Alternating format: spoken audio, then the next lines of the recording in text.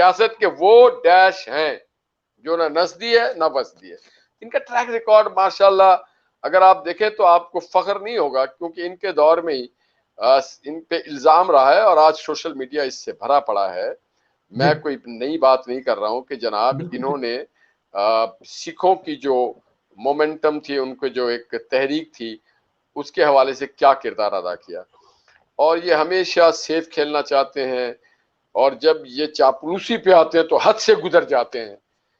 تو ان کے بارے میں اتنا ہی بول سکتا ہوں کہ نہ وسدی ہے نہ نسدی ہے, بس. بالکل ٹھیک ہے, بالکل ٹھیک ہے جی.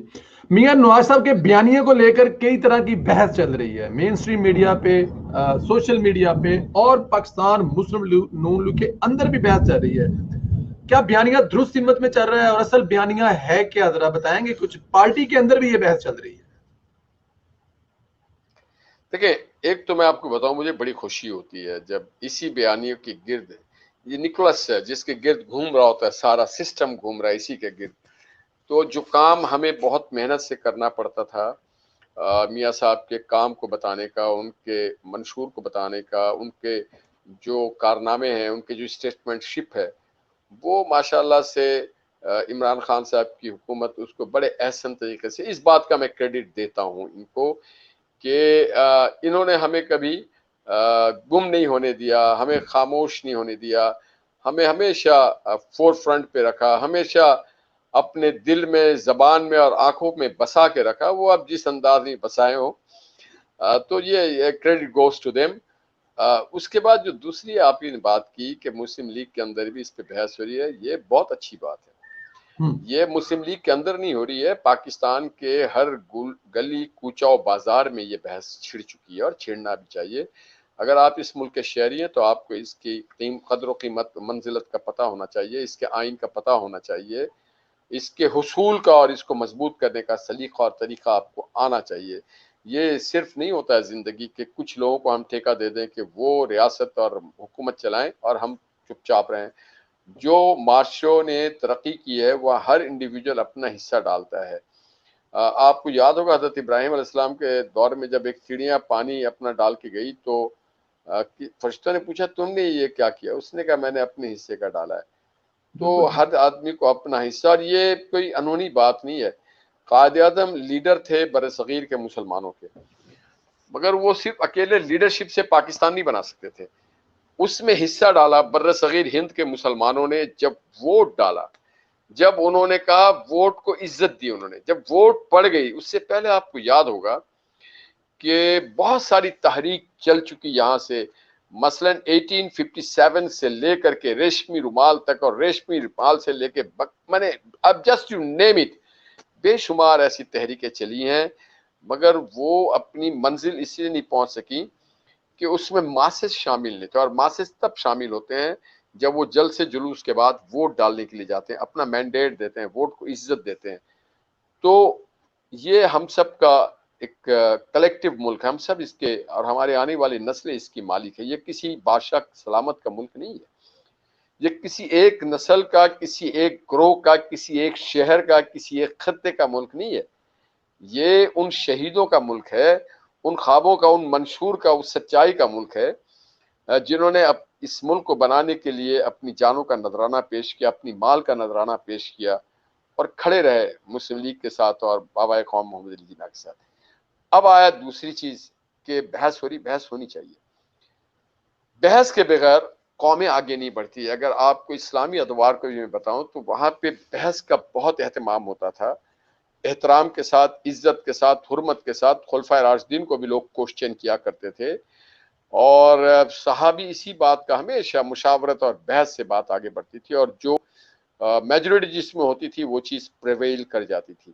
اسی طرح سے بہت سارے سوالات ہیں لوگوں کے, بہت سارے سوچ ہے, بہت سارے آئیڈیاز ہیں, اس کو ہم ڈسکس کر رہے ہیں. وہ ڈسکس ہونا چاہیے اور ہوتا رہے گا, اور ہوتے رہنے سے ہی آپ آگے بڑھیں گے. مگر آج جو چیز سالوں ڈسکس کرنے کے بعد جس نتیجے پہ ہماری پارٹی اور اس ملک کے عوام پہنچے ہیں, وہ ہے کہ ووٹ کو جب آپ عزت دیتے ہیں تو آپ اپنے ملک کے نظام کو عزت دیتے ہیں, اپنے ان شہیدوں کو عزت دیتے ہیں, बाबा कौम मोहम्मद अली जिन्ना और उनके साथियों को इज्जत देते हैं, गुमनाम सियासी जमात को और उसके सियासी कारकुनों को इज्जत देते हैं, उन लिखने वाले सहाफियों को इज्जत देते हैं, उन लिखारियों को बताते हैं, उन सब लोगों को बताते हैं कि जनाब आपने जो मेहनत और मुशक्कत और सोच विचार के बाद इस मुल्क को हासिल किया, हम उस पे बहस कर रहे हैं, हम आपके मुद्दे पे बात कर रहे हैं, हम आपके एजेंट। ठीक है, अगर कल को कोई नया कोई सब्जेक्ट आता है तो वो भी हमारे हिस्सा बन सकता है, मगर आज पार्टी ने डिसाइड कर लिया, और पार्टी ने डिसाइड करने के बाद और कायद मोहतरम ने जब ये कहा कि हमारा जो नारा है वोट को इज्जत दो, पाकिस्तान को मजबूत करो, पाकिस्तान को इस्तेहकाम दो, आइन की पासदारी करो, जमहूरी अमल को आगे बढ़ाओ और पुरअमन तौर पे इस खत्ते में जियो और जीने दो, अभी तक तो यही बेस्ट है और दुनिया में कोई इससे इनकार नहीं कर सकता है। तो बयानिया बस एक ही है, बयानिया कहीं भी दो नहीं होता है। जैसे कलमा हमारा एक है ना जी, जिस तरह मुल्क हमारा एक है, बयानिया हमारा एक ही है। तो इसमें आप भी अपने उलझने की अगर आप कोशिश करेंगे परवेज साहब तो आपको भी शायद ज्यादा मजा ना आए।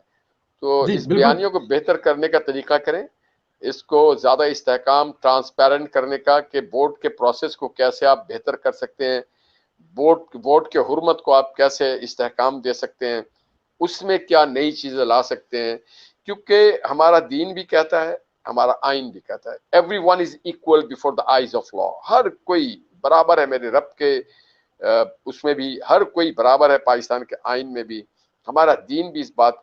आप सिर्फ बेहतर और अफजल तब हैं जब आप दीन में तकवा और परहेजगार और मुल्क में आप जब अपने लोगों की खिदमत करते हैं, लोगों से सच बोलते हैं, लोगों की मुल्क के दिफा को मजबूत करते हैं, लोगों की तकालीफ को दूर करते हैं, तो फिर आप बेहतरीन आदमी कहलाते हैं।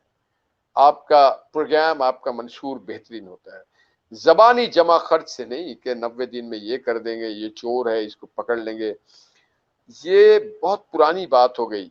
मगर क्या करें कि इंतकाम की सियासत जो है ना, हमारी तो एक बदकिस्मती है कि हम मूसा बिन नुसैर के दौर को नहीं याद करते, तारिक बिन ज़ियाद को नहीं याद करते, हम उस सुलेमान को याद कर रहे होते हैं जो मोहम्मद बिन कासिम को ही बुला करके फतवात को रोक देता है। तो आज सुलेमान का किरदार अदा करें इमरान खान साहब। देखिए, जो आपके मुल्क के लिए, निज़ाम के लिए बेहतरी है उसके तरफ चलें।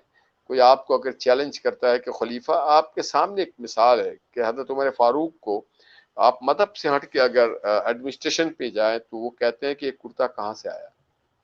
उन्होंने कोई बुरा तो नहीं मनाया, उन्होंने कोई नहीं कहा कि एफआईए वाले आओ उठा के इसको ले जाओ, इसने मुझसे क्वेश्चन क्यों कर लिया। उन्होंने कहा अपने बेटे को तरफ इशारा करके, हाँ जी तुम जवाब दो, और उसने कहा कि यहाँ से आया। तो अगर अल्लाह के रसूल के करीब तरीन नायबीन से सवाल करने की इजाजत हमारा दीन देता है, और आपको पता है ना हमारा कुरान हमारा सुप्रीम लॉ है, Quran is the supreme law, और कोई भी ऐसी कानून जो पाकिस्तान के आइन में जो मुतसादिम है कुरान से, वो पाकिस्तान का आइन नहीं रह सकता है। तो our supreme constitution is Quran. Quran बार बार कह रहा है कि आप सब अपने तकवा परहेजगारी, कोई जलाल जाओ हशम नहीं है, आप अच्छे हैं, मोहब्बती हैं, किरदार आपका ठीक है तो आप बड़े हैं। कोई ओहदे से कोई बड़ा नहीं होता है, अपने किरदार से बड़ा होता है। बिल्कुल ठीक है निहाल साहब, आपकी सारी बातें सुनकर बिल्कुल ठीक है, मैं इस पे एग्री करता हूं, लेकिन इशू यहाँ पे ये है, या सवाल यहाँ पे ये पैदा होता है कि पार्टी में या इसमें कुछ ना कुछ कहीं ना कुछ तो है। अगर देखा जाए तो शाहिद खान अब्बासी साहब और जी, आवाज आ रही मेरी? जी जी आ रही। अच्छा, मैं ये कहना चाह रहा हूं कि राना तनवीर साहब से लेकर शाहिद खान अब्बासी साहब आपस में उलझ रहे हैं, वो